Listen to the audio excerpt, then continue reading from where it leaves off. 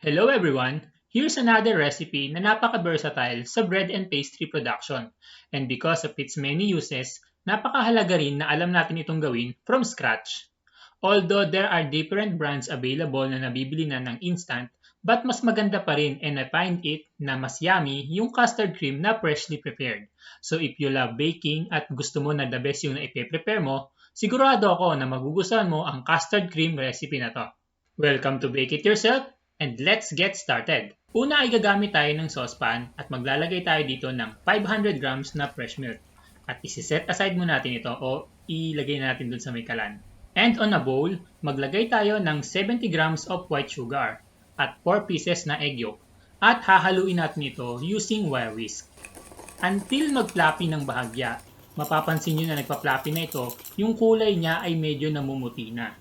Pag ganyan na, maglagay naman tayo ng 30 grams na cornstarch.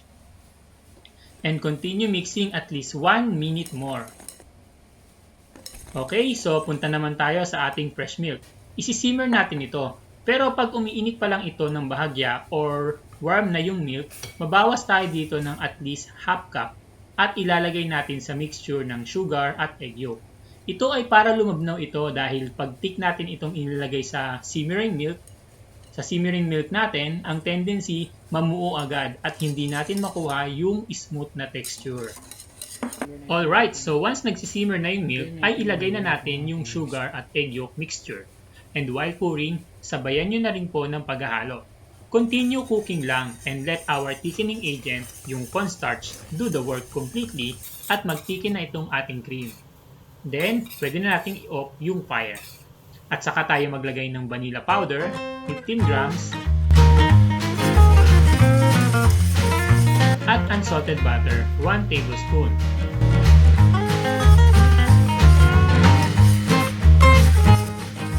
And it's done! Meron na tayong custard cream.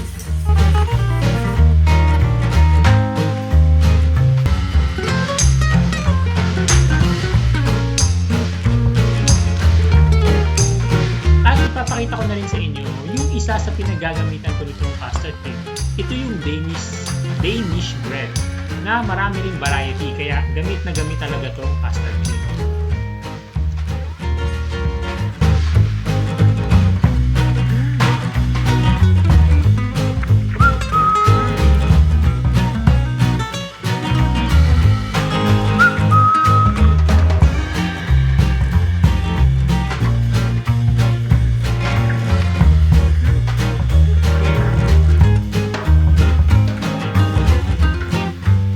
Sana po ay nagustuhan nyo ang recipe na ito at maaari nyo rin po itong magamit as filling ng donut.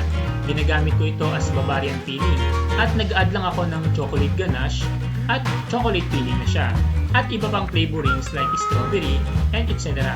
At sa mango crepe din, ginagamit ko itong custard cream. Okay, so once again, I hope you give this recipe a try at sana'y maging kapaki-pakinabang sa inyo. And please don't forget to like, share, and subscribe. Thank you for watching! Bake it yourself.